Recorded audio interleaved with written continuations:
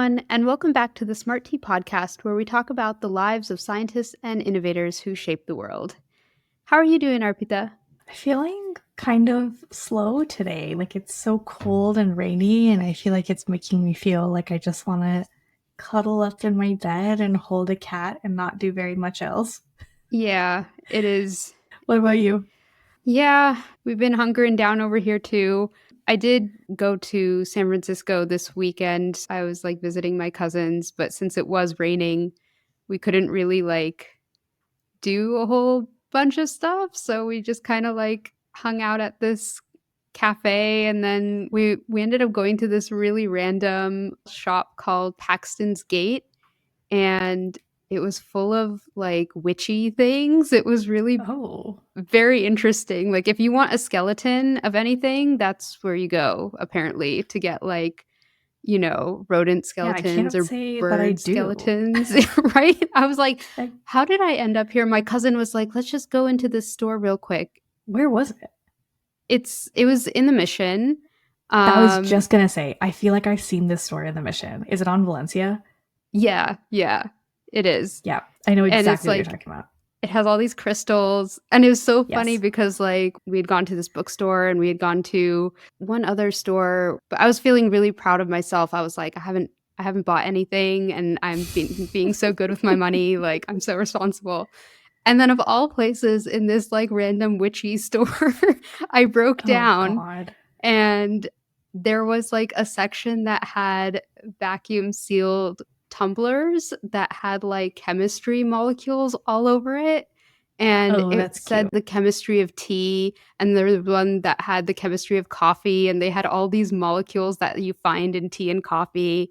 There was a whiskey one and there was a beer one, and I was just like, oh my gosh, well, this is perfect for my nerdy little brother who does not have a Tumblr and loves all things chemistry. And I was like, yeah, you made me break down, you witchy store. You did it. You worked your magic on me. Is he coffee or tea? He's tea. We're He's all tea. tea. You're all a tea family. Yeah. Well, my That's so my funny. grandma and my parents will drink coffee in the morning, but then afterwards they'll drink tea. They'll But switch to tea. yeah, but me and my brother are tea all the way. That's so funny. I didn't realize that caffeine sensitivity was genetic until Logan told me. Because I will drink one cup of coffee and then I'll drink maybe a second one around 10 a.m. if I'm still feeling a little sleepy. Mm-hmm. But Logan doesn't drink coffee at all because he's really caffeine sensitive. And so, like, if he's really feeling like he wants to focus, then he will drink a little bit or drink matcha. Okay. But he's not at a baseline for caffeine. And it's so fascinating to me. I'm like, what's it like being better than the rest of us? Because I can't relate to that at all.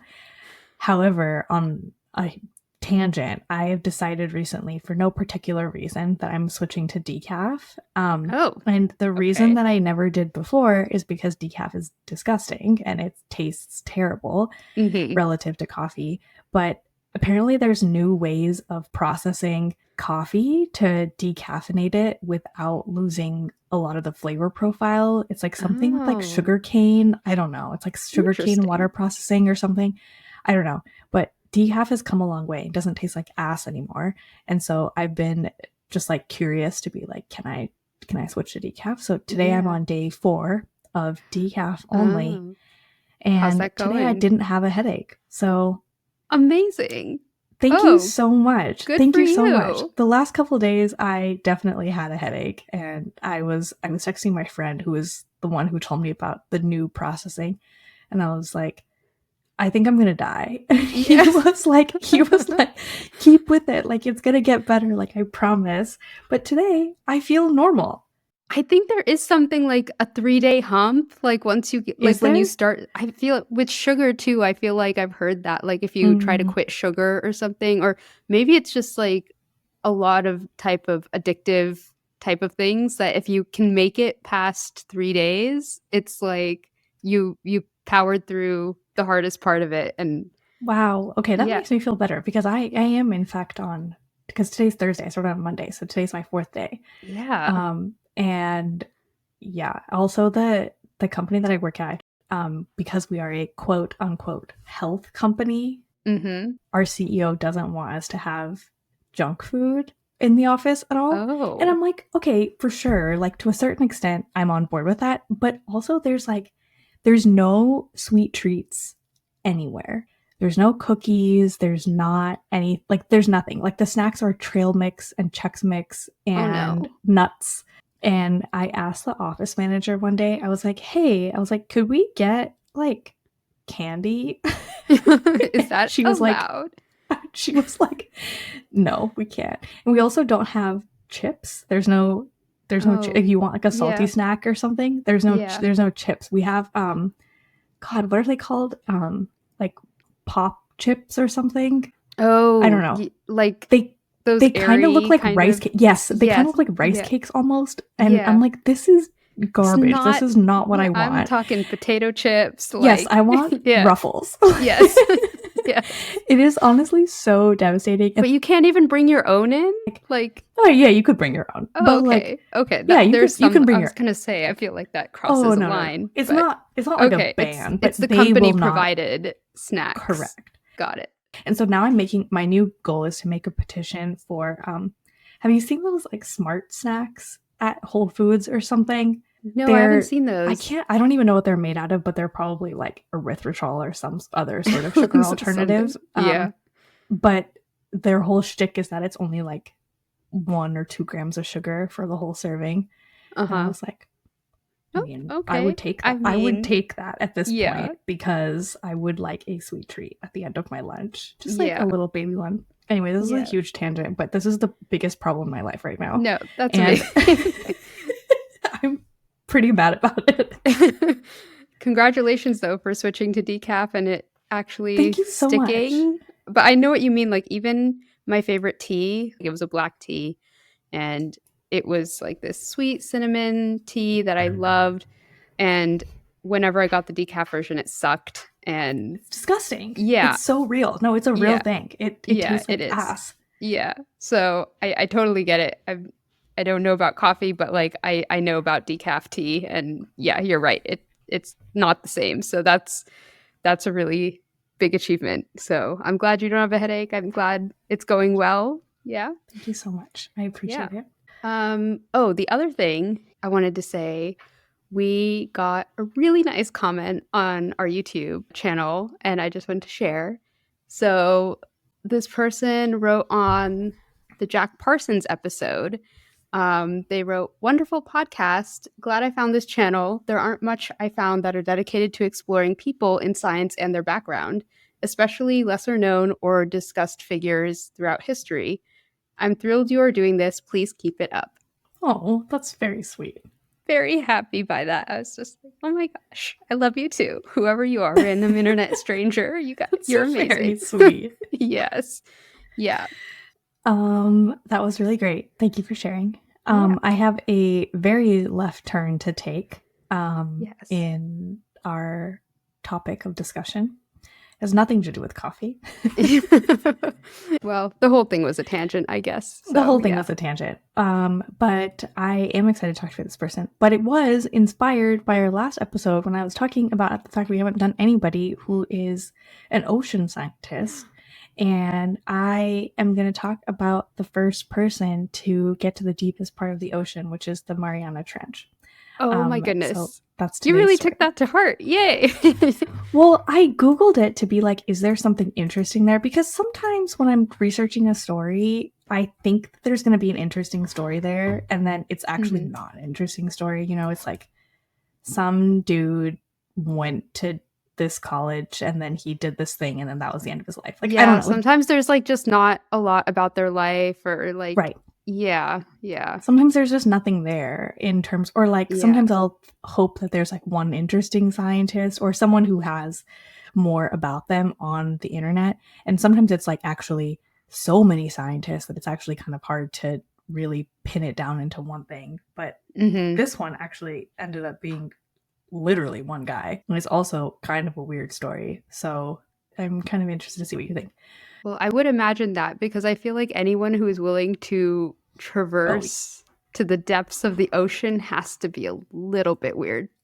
I feel the same way Yeah. about space too, though. Anyone who's willing to leave their comfort bubble, like I'm very much a Yes. homebody. So anyone who's willing to like go places, I'm like, I don't know if we can be friends. No, in comparison to most of the people we've done, he's actually quite normal. Mm-hmm. But it is kind of an interesting story. Okay, so let's dive in. We're talking about Jacques Piccard. He was born in Brussels, in Belgium, on July 28th, 1922. And his dad, Auguste Piccard, was also an adventurer. And he had actually set 2 world records. And he reached the highest altitude in a hot air balloon in 1931. And then he beat his own record in 1932. Wow. So that's his dad. And so growing up, he went to private school in Switzerland. And then in 1943, he went to college in Geneva, where he studied physics and economics.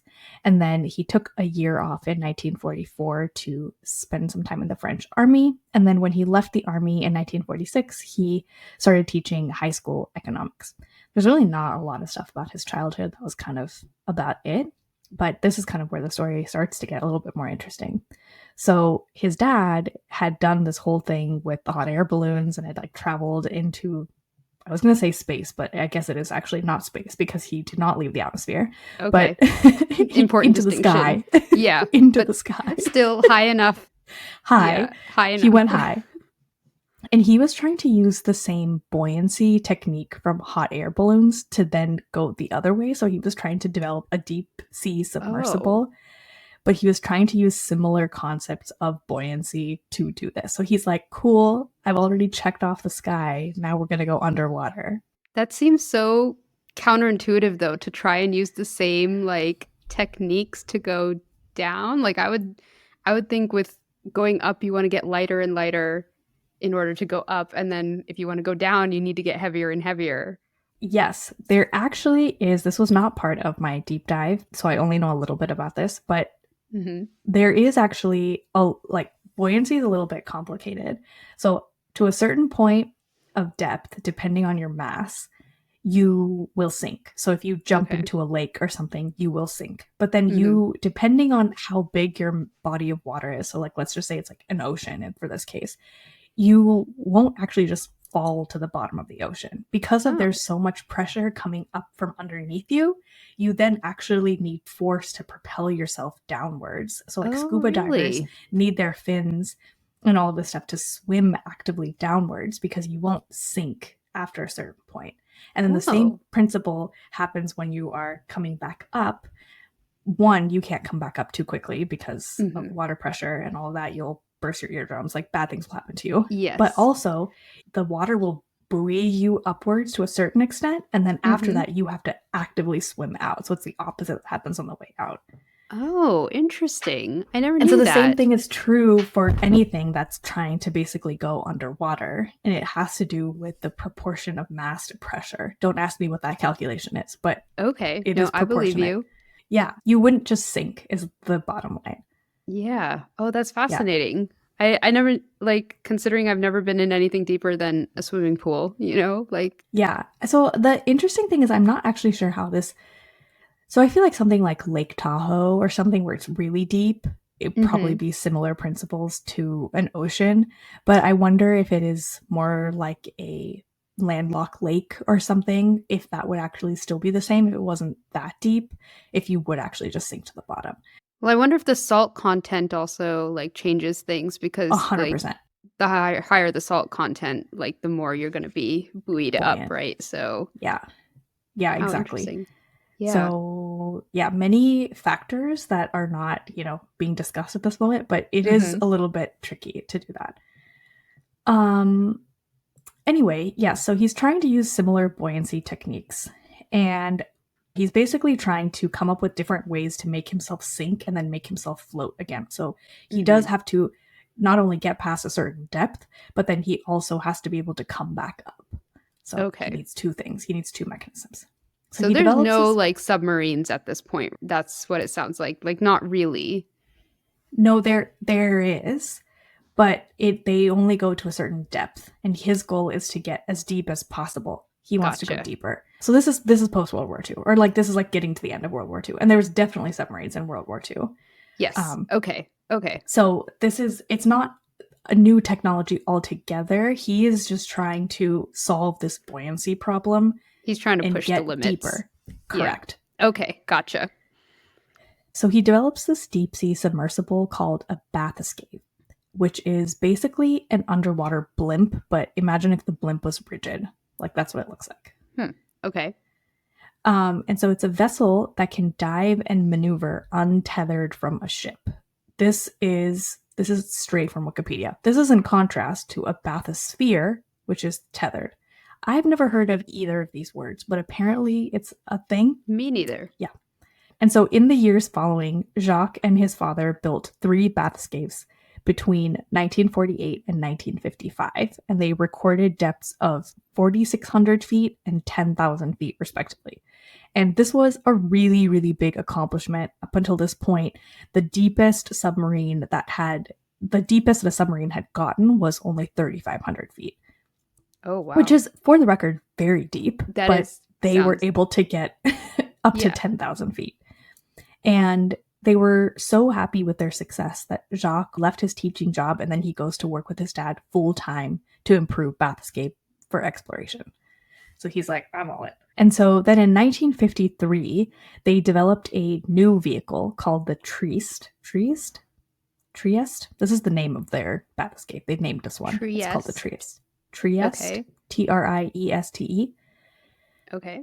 They also probably speak French, so like I don't know. There's probably like a French way to say this. Yeah. I do not speak French, so Trieste. I don't know. Yeah. And then this vehicle was able to reach 10,168 feet, and they were testing this in the Mediterranean Sea off the coast of Italy.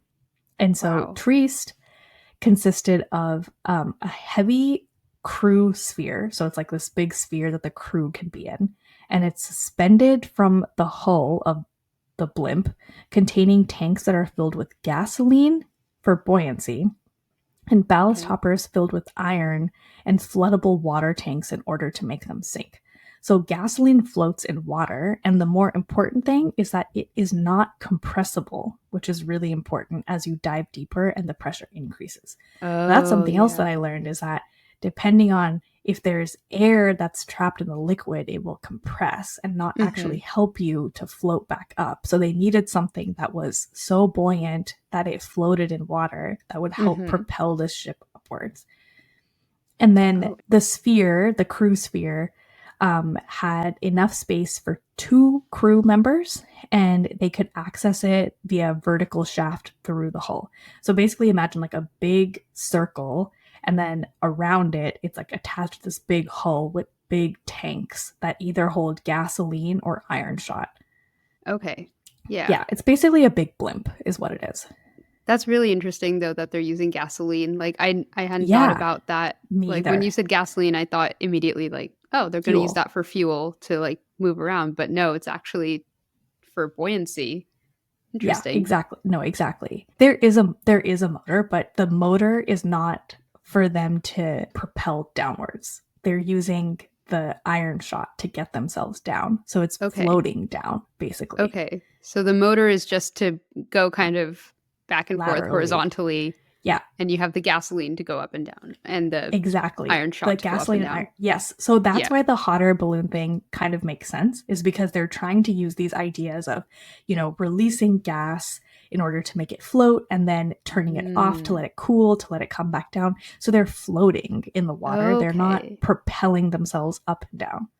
I don't actually know why that is. Now that I'm saying that out loud, I'm actually not sure why they didn't just create a really strong motor, but maybe it was like, did the motors... I mean, I'm sure it would be like an energy thing too, because like to have that amount of fuel that would drive you down, it's probably a lot less energy intensive to just like have iron shot that will carry you down just naturally, kind of through gravity and through just being more dense than water. Like you it's very passive. That's probably a good point.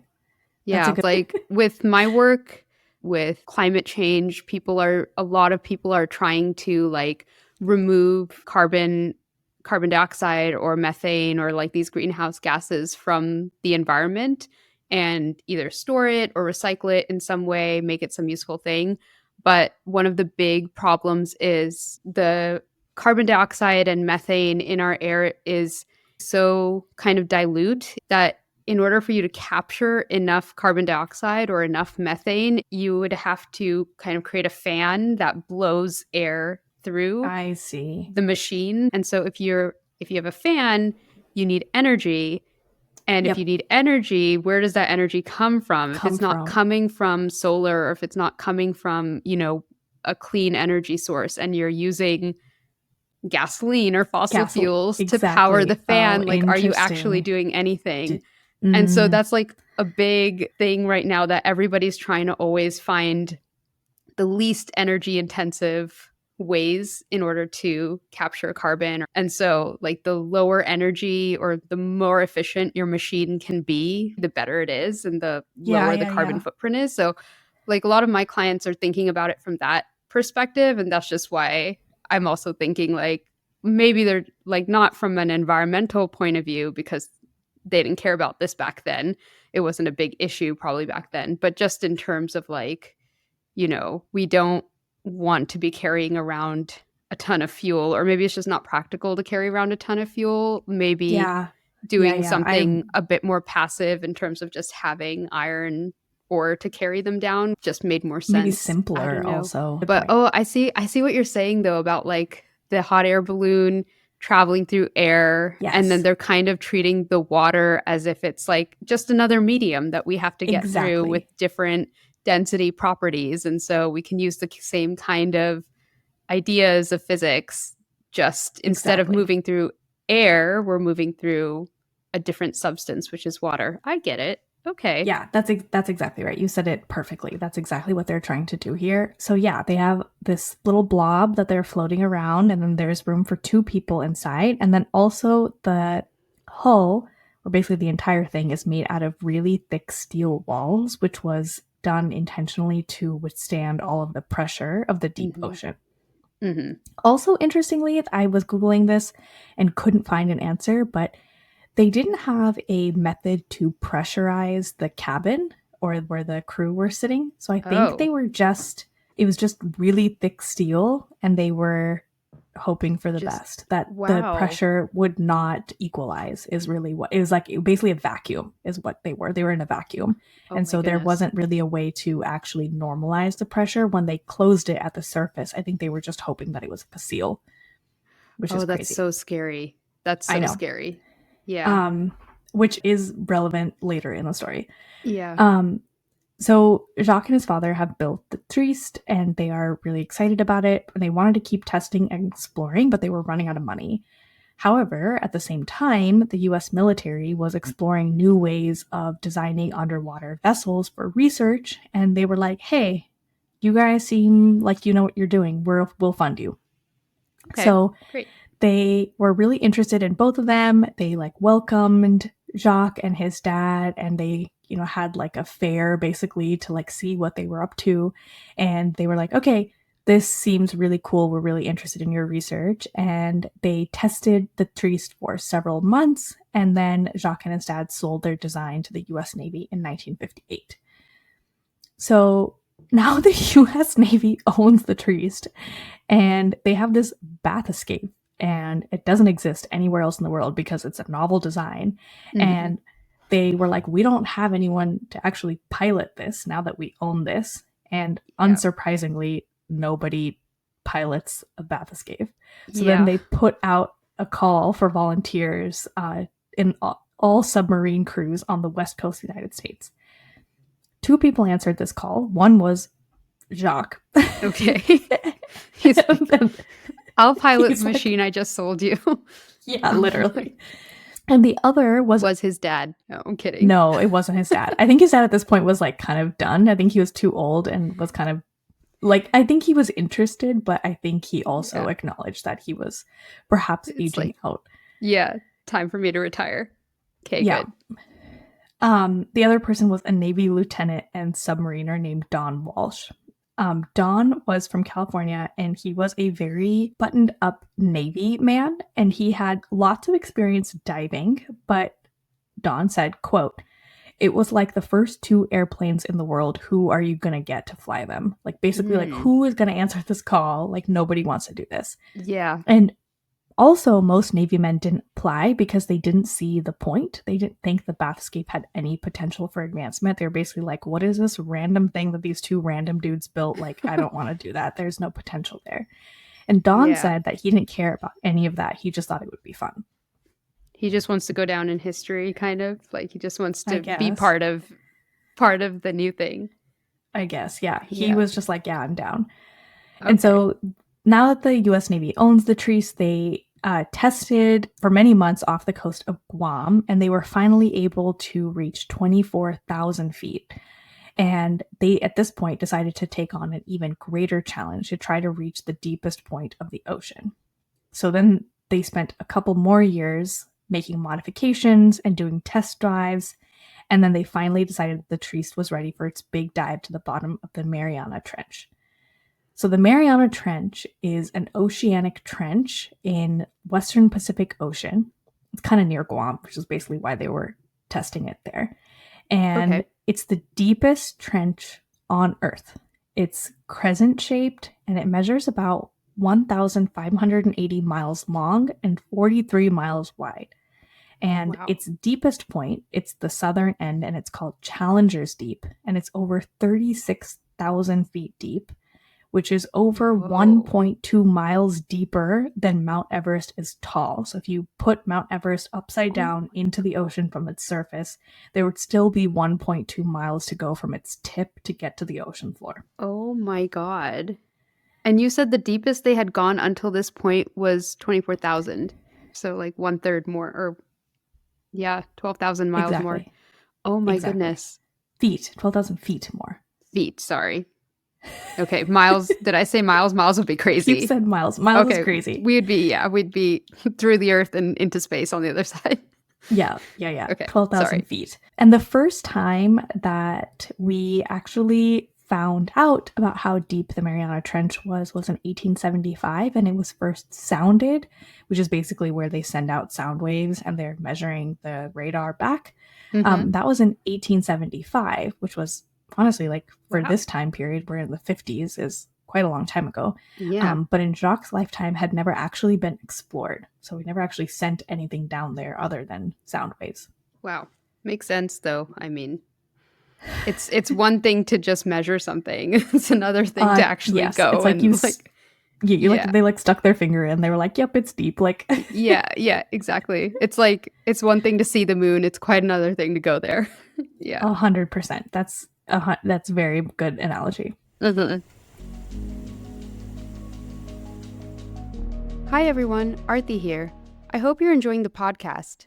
If so, and you wish someone would tell your science story, I founded a science communications company called SciComm, that's SYKOM, that can help. SciComm blends creativity with scientific accuracy to create all types of science communications content, including explainer videos, slide presentations, science writing, and more. We work with academic researchers, tech companies, nonprofits, or really any scientist to help simplify your science. Check us out at SciCommer.com. That's SYKOMMER.com. Okay, back to the story. So on January 20th in 1960, they were like, okay, we're ready for this adventure. So they had a command ship, a tugboat, and the bathscape, and they all set out from Guam. And the first task that they had to do was to find the deepest part of the Challenger Deep from the surface. But because the depth sounder on the ship couldn't measure such extreme depths, the crew employed a very crude method. They lit fuses on blocks of TNT. And I don't know why this keeps coming up in every episode. And also Don Walsh agrees with us. And he joked that, quote, boys like to play with firecrackers. And they do. We've only done like 25 or 26 episodes, and it's like, it feels like 10 of them it comes up all the time. It does. Somehow. There's a lot of explosive. So they took the TNT, they lit it, and then they heaved them over the side to explode underwater. And then they used the stopwatches to count the seconds until the blast sound waves bounced off of the distant sea floor and echoed back into the ship's hydrophone. So 12 seconds for the sound waves to come back is deeper than 7 seconds. And so they went back and forth across the ocean surface for a couple days, lighting and throwing over and blowing up TNT. And then they finally identified a target area that was about 1.6 kilometers wide and 11 kilometers long. And this was their target to try to reach the deepest point from the surface. Gotcha.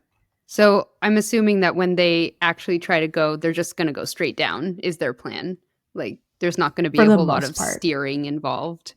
Gotcha. So then early in the morning on January 23rd, Don and Jacques climbed down the ladder into the Treece entrance tunnel, and they entered this really tiny cramped cabin.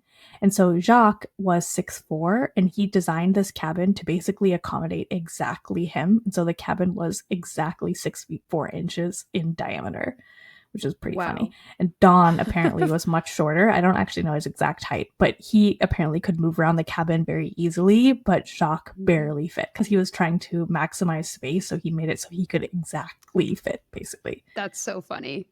I know. So they let go of a little bit of gasoline to, quote, get heavy, and then the iron ballast began to pull the ship downward, and their mission started. So at 1,500 feet, they had to stop and put on warmer clothes because the ocean's temperature was starting to seep in, and around this point there's no more sunlight, and so you can't, like, it's completely dark, and then it gets started to get cold. Oh my god, that's so scary. Like, I was like picturing it from the outside before. Like, I was just picturing like an ocean scene with this steel blimp thing sinking down, but like no, but they're in like a bubble. Then you said, they're in a 6 foot wide bubble. Like, I wasn't imagining it from their perspective until you just said that. And it's just like pitch black. You can't see anything and it's cold. Oh my god, that's also so scary. 6 feet wide is not very wide. I'm pretty sure my dining table is probably 6 feet wide. And then there's 2 people in that space. Oh my gosh. So not only is it a small space for one person, it's small space for 2 people. Yeah, I don't really consider myself claustrophobic, but I think that would do it. Like, oh, 100%. Yeah. So scary. Yeah. Definitely. Okay, so the thick steel door did offer some insulation, but once they got to around 2,000 feet, that just wasn't a thing anymore. And so at this point, the light vanished and they fell further and further into the dark. And they were very deeply aware of the pressure that was outside their steel chamber. And like I mentioned before, they were kind of just hoping that they had made a vacuum seal. And then once they got to about 9,400 feet, they heard a loud bang that shook through the cabin, and then they both started shaking. And Dawn said, quote, "We looked at all of our indicators, our instruments, and everything was normal," end quote. They didn't know what had caused the noise, and it didn't really seem to be affecting the ship itself. So they just decided to keep going, and they were hoping that they made the right decision. I know. Oh my god. Balls of steel. Like, I cannot. I would be like, nope. We're going straight back up. Take me up. Yeah. Take me up. So at this point, they haven't even reached their record, which was 24,000 feet. So they're not even anywhere close there. But at this point, they are also really aware that the pressure outside the cabin is really high. So they estimated that it was about 103 megapascals, or about 15,000 pounds per square inch. Oh and so gosh. What this basically means, because there's not really a comparator for us to really conceptualize this, is if there was any sort of breach of the vessel at this point, the entire thing would have imploded so quickly. Like, it would have just closed in upon itself because there would have been so much pressure. And Dawn said, quote, "We'd have been dead before we even knew we were dead." That's what they're thinking happened to the Ocean Gate Titan, right? Like, yes, exactly right. That was in the news a few months ago. Yeah, just like immediately imploded. Immediately implodes. Yeah. There's nothing you can do. That's so scary. I know. I was trying to find like a what does 15,000 pounds per square inch mean? And like, there's just like all these like heavy machinery things. I'm like, none of this means anything to me. But really, the most important thing is they would have just imploded. Yeah. Just like, I can't imagine just being with that stress. Like, this could be my last breath for that constant feeling. So also, just to like keep in mind, they've done this a bunch of times before. So they haven't gone this deep, but even getting to this point, they've done this before. True. So it's not the first time that it's happening, period. if True. that makes That's sense. true. So I'm like not the type of person who would even take the first journey down like 10 feet. I'd be Definitely. like, I'm 10 feet down. That's enough. Thank you. And That's they're going like agree. thousands of feet. And Yeah, okay, exactly. it's a different breed. It's a different type of person who can do that. It's not me. To a certain extent, they are expecting a lot of this. Mm-hmm. You Okay. know, like So they've they've done mentally this enough prepared. times where they've desensitized to certain things and they're like expecting certain things to happen. Gotcha. They just Yeah. haven't beat their record is all. Yes. Okay. Um so at this point they found out that in the entrance tunnel, which is separate from their cabin, because they have a tunnel that they crawl into, right? They crawl Mm-hmm. down into a tunnel, and there's a hatch, and then now they're in their cabin. They found out that the plexiglass window in the entrance tunnel, which is not part of the cabin, had cracked under the pressure. But Oh, they were safe in their little cabin because they were protected by the steel hatch. okay. So they're like, okay, I think we're okay, but that window up there has cracked. Okay. They looked out into the porthole. So they did have a window, and basically a lot of what they saw was just like silt and sand. Mm-hmm. But once they got a little bit deeper, they saw a lot of bioluminescence, which is very cool. And Dawn said that even as deep as we were, which is not a very thickly populated part of the ocean because there aren't very many nutrients that far from land, bioluminescence is rampant, which was super interesting. Wow. That's super cool. And then Jacques said, quote, by far the most interesting find was the fish that came floating by our porthole even at quite that depth, end quote. And they were really surprised to find marine life at all because at that point, marine biologists figured that there couldn't be any life at that depth, partially Mm-hmm. because there was no light, and the other Mm-hmm. part because there was so much pressure. They were like, nothing could possibly survive in that kind of environment. Yeah. Yeah. While they were descending at 30,000 feet, another window cracked. And so they are basically descending for Oh over no. 4 hours because this is all happening so slowly. They're floating down. So it took them almost 4 hours. Mm-hmm. And the whole time they are sending out sound waves with radar to try to understand where the ocean floor is because they can't see anything. Like, it's completely dark. And so Yeah. they're like, have we reached the bottom? Where is the bottom? We have no idea. And so they're kind of just like keep sending out signals to figure out how far they are away. I feel like I know I'm not in it, but I feel like I'm in it. You know, like I'm like gripping my chair. I'm like, please make it, please make it, please make it. So finally they do get to the bottom and they touch down, and apparently neither of them. So let me back up. Jacques wrote a piece for National Geographic in 1960, basically explaining all of this. That's where like Mm-hmm. all these quotes are from because it's their record of when they were talking about this. And I guess neither guy was very emotional or really was one for speeches. So they got to the Mm-hmm. bottom, and then they quote, we looked at each other, we shook hands, and we said, well, we did it, end quote. And I was like, what? Okay, but you know what? To be fair, like I can imagine my brother doing exactly the same thing. So I get it. Like I get it. You make this huge achievement, and everyone's like, "Oh my god!" And he's just like, "Yeah, Yep. Yeah. yep, yeah, I know. Yeah, what do you think we did all this for? We did it. We achieved it. It went exactly as planned. Yeah, excellent. Why are you all that's freaking out? Like that's exactly what happened. that's so funny. So then they are looking out the porthole and they're trying to see if they can see anything, but because they've now touched down onto the floor, all of the sand came up, and so they basically couldn't see anything. And Dawn said, quote, it looked like looking into a bowl of milk. So they really Huh. couldn't see anything because it Mhm. was just so much sand had come up through there because they basically Interesting. displaced everything, and then all the sand comes up. Gotcha. And so then because they were worried that now these two portholes had cracked, they were like, I think we should get out of here. So they only Yeah. stayed at the ocean floor for 20 minutes. That's still quite a while though. Well, it Good took enough. them 4 hours to get there. I know, but for me, I'd be like, okay, let's go back up now. Like constantly. I'm like constantly like, hey, let's leave. Let's leave. Let's leave. 20 minutes is good enough. Let's go. So then they dropped their ballast of iron pellets, which was keeping them heavy, and they started their long ascent. So even though their ship was damaged, it only took them about 3 hours to come back up, and nothing dramatic happened on their way back up, which is great.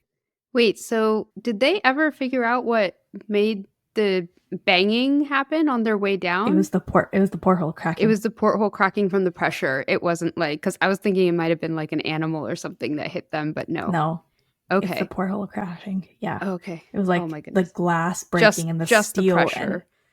yeah, because it's Yeah. then again hitting against the steel, so it's like Mm, depressurizing and hitting against the steel. okay. Okay. Gotcha. And when the Trieste finally bobbed up to the surface, Don and Jacques climbed up the long ladder to go topside, and they perched on top of their vessel. And while they waited for their support ships, they reflected on how successful their mission would open up the way for like exploration of the Mariana Trench. And they were trying to Hmm. figure out when the next people would be there. And they decided that it would be somewhere between 2 or 3 years before the next people were down there to do more deep sea exploration.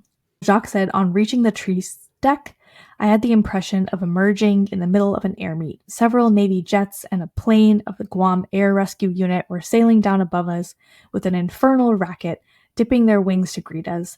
A few miles away, the Lewis, and behind her, the Wendeck, were approaching rapidly. That was the names of the two support vessels that were carrying them around. Gotcha. And so he felt like he was, like a soldier returning from war, and he felt Yeah. very excited by all of this. And really, something interesting about this was the fact that they saw any fish at all, like I mentioned, was scientifically very interesting because, like I mentioned, they didn't believe that life could survive at such high pressures. But Yeah. because this wasn't a research vessel, they didn't collect any samples, they didn't record anything, so there was nothing to analyze after the fact. Mm-hmm. But it did show the scientific community that deep sea exploration, especially of the ocean floor, was A, possible, and B, actually worthwhile because there was life down Yeah. there. So, from a scientific perspective, those were the two big takeaways, aside from the fact that they did something and achieved something that no one else had done before. Yeah. I mean, even today, that's one of the things that we still haven't fully explored, right? Like, we don't know about all the Yeah. life forms that live down in our ocean trenches and can No. survive down there. So that's huge. I feel like I'm glad the scientific community actually believed them, because for a second there I was afraid that you were going to say like they were like, no, that's No, impossible. no, We no, don't no, believe no. you. There's only two guys. You must have been hallucinating under the pressure or something. I mean, I guess that is a version of it happening, but But it I'm did glad that didn't go happen. well. Yeah. Which, I mean, kind of segues into the next thing, which this was a really historic dive, and it got worldwide attention. And Jacques wrote an account of it called 7 Miles Down, which was the excerpt that was published in National Geographic. That was what I was basically reading from. And they wanted to plan a return mission, but it never really happened. The Trieste was really expensive to maintain and operate. And it also, because of the way it was structured, because the cabin was so small, there was no way for them to collect any samples. And they also couldn't really take any photographs because there was no light down there. So there was really no good way for them to collect any scientific data with this specific vessel. So a return trip on the Trieste didn't really happen. But like I mentioned, it really was a major step forward in environmental protection. It really highlighted, like I said, the evidence of life where no one had expected to find any, but it also induced governments to abandon the idea of dumping toxic waste in ocean trenches, because now they realized that there was ocean life down there, and required environmental protection, where previously people were like, there's nothing there, we're just going to dump Just nuclear dump your waste waste down there. Yeah. Oh, in that's nuclear. good. Yeah. Yeah. So by the end of the 60s, the US Navy had abandoned manned exploration of the Mariana Trench. It was too risky, and it was also, like I mentioned, so expensive to maintain a vessel that could dive that deep. And so the Navy decided to limit craft depths above 6,000 meters. And so the next generation of any research done on the ocean floor was done with robots. And so once they could build crafts that could go deeper, they were mostly unmanned just for safety reasons, is what the Navy said. That's more my speed. I could stay on the surface and like guide a robot around. That I can do. But for true believers like Don Walsh, he said, quote, "The ability of a man to observe and modify his program on site is pretty important. You can't surprise an instrument." So they maintained that the best way to do it would be for a manned exploration. But the Navy was arguing we can explore 98% of the ocean, everything but these mysterious trenches. And they're like, no, but that's where the cool shit is. So Yeah. Yeah. It's there was like a little bit of disconnect for sure. that makes sense. Yeah. It's like we Yeah. can look at everything except the most interesting part of the trench. Yeah. They're like, Yeah. I want to go over there. And they're like, you Yeah. can't go over there. And they're like, no, Yeah. that's where I want to go. I do agree that there's something to be said for the human experience if you're brave enough to actually do that. You know, like Yeah. I don't think I would ever. I would just be like, I'm good with my robots, but hey, if you want to go down there and you want to go see it firsthand, I'm not going to stop you. Exactly. So, after the success of their Challenger Deep mission, Jacques and his father designed a new submersible called a mesoscaphe. And this vehicle was built and was called the Auguste Piccard after the dad. And it was the world's first passenger submarine. And they used it to transport more than 33,000 tourists beneath Lake Geneva during the Swiss exhibition of 1964. So they were really trying to get more people involved with this. And so Jacques had high conviction that ecological problems had to be urgently addressed, and he denounced all forms of pollution, especially dumping in lakes and seas and oceans. So he created the foundation for the study and protection of the seas and lakes, and he was really a pioneer fighting against pollution. And he contributed through press and articles that he wrote, the awakening of ecological awareness, and he was a solid 30 years ahead of when global warming even became a word that we talk about. I love that he's like already just Like thinking about ocean life and yeah, just amazing. I guess like seeing it firsthand would do that too though. Like you see the wonder of something and you want to protect it and make sure that future generations also have the ability to have that same sense of wonder. So I love that. So he is still at it. He builds an even newer submarine, and he calls this one the Ben Franklin, and it was specifically used for scientific research. And it was one of the first vessels to chart the Gulf Stream. On July 14th, 1969, the Ben Franklin was towed to the center of the Gulf Stream off the coast of Palm Beach, Florida. And once it was on site, with its 6-man international crew, descended to 1,000 feet off of the Riviera Beach, Florida, and drifted 1,444 miles north. And then they came up near Maine. So they basically, traversed the entire Gulf Stream. They just went all the way Yep. up. All the way up. So this crew consisted of Jacques as the mission leader. They had another Swiss man named Erwin Abersold, and he was the pilot.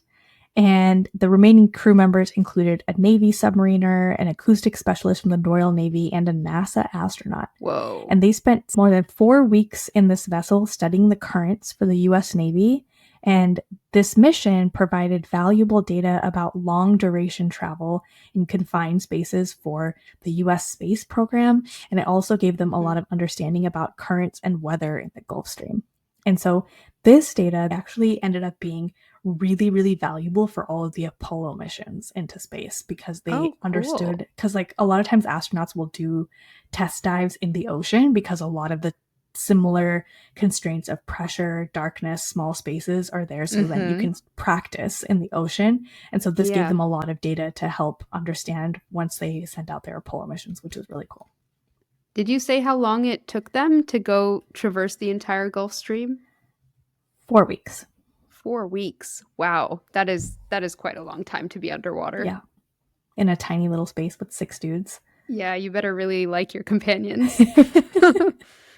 I bet they test for that too, though. Like astronauts and everything, you got to test for totally. Character and personality and everything. I agree. Probably the opposite of what they do on reality shows. Like looking and see most compatible instead of like least compatible on reality shows. Oh my god. I just had a like vision of like the year 3025 when we have like reality shows in space. And I it's love like that. put the two most unlikely astronauts together. Let's watch the drama unfold. So in 1771, Jacques spent the next few years as a science consultant for American deep sea research organizations, including Grumman Aircraft, and his work with the ocean showed him the dangers posed by human activity. And so in the late 1970s, he founded the foundation, like I mentioned, and then in an interview, he said that the sea could only be saved by dramatic changes in relation to fishing and pollution. And he was very, very steadfast that we should protect all bodies of water, especially with pollution. Mm-hmm. And this was something that he remained very interested in throughout the rest of his life. In 1990, Jacques designed a 16-seat tourist submarine for series production. So he was trying to replicate what he did previously in Lake Geneva and then have this be something that gets more mass produced. And his goal was to take tourists and educate them about the needs to protect the oceans. So the 16-seater submersible had big, large portholes, and then they did test dives in Lake Zurich. And in addition to these advancements, he was really hoping that he could get funding to start a company to do this basically at a larger scale to show people what the oceans had and so that they could be more invested in saving them. Oh, cool. Whole ocean tourism. Yeah, ocean tourism, basically. Yeah. Exactly. Business. And he unfortunately never raised enough money to do this, but that was his vision. Mm-hmm. And Jacques did have a son. I was trying to figure out some details about his personal life, and his son kind of just appears, and this is also the end of the story. There's some parts of the story that are very detailed and other parts that I really couldn't find as much on, but his son is continuing his family tradition. So his son actually commanded the first non-stop hot air balloon flight around the world in March 1999, and then the first solar-powered plane flight around the world in the December of 2009. Oh, wow. That's pretty amazing. Oh my gosh, this whole family of like explorers. Yeah, these Piccards. I was going to ask, does the last name Piccard have anything to do with Star Trek? Did they get like any of the inspiration from there? I don't know, but maybe. I'm not sure. Yeah, because it just seems like exploration and like these scientists. Yeah, it must be. It seems like a very nerdy overlap. Connection. I think you must be right. Yeah, it does say that Star Trek creator Gene Roddenberry named Piccard for one or both of the twin brothers Auguste Piccard and Jean Piccard, 20th century Swiss scientists. Oh, yeah, I guess that's right, because that would be the dad. I didn't realize he had a twin brother. Yeah, I didn't realize that. Okay, great. In November 2008, Jacques passed away in his sleep in his Lake Geneva home in Switzerland, and he was 86 years old. Wow. And yeah, that's the story. I found a really interesting article that was like 3 generations of Piccards, because all 3 of them were such amazing explorers. Oh my gosh. Amazing story. I'm so glad that you followed up on our promise from last episode to do ocean trenches. That's amazing. Great story. I was on the edge of my seat the entire time, pretty much. Like, I'm so glad. Yeah, I'm so glad they came back safe, and they did come back safely. Everything's okay. Yeah. I understand the stress though. Yeah, I was stressed just listening to it, and it's so like, oh, phew, relief. I'm very glad that they're back safe. Everything worked out, and it was a happy ending. So wonderful. It's a happy ending. I love a happy ending. Thanks for listening. If you have a suggestion for a story we should cover or thoughts you want to share about an episode, reach out to us at smartteapodcast.com. You can follow us on Instagram, TikTok, and Blue Sky at Smart Tea Podcast, and listen to us on Spotify, Apple Podcasts, YouTube, or wherever you get your podcasts. And thanks for leaving a rating or comment. It really helps us grow. New episodes are released every other Wednesday. See you next time.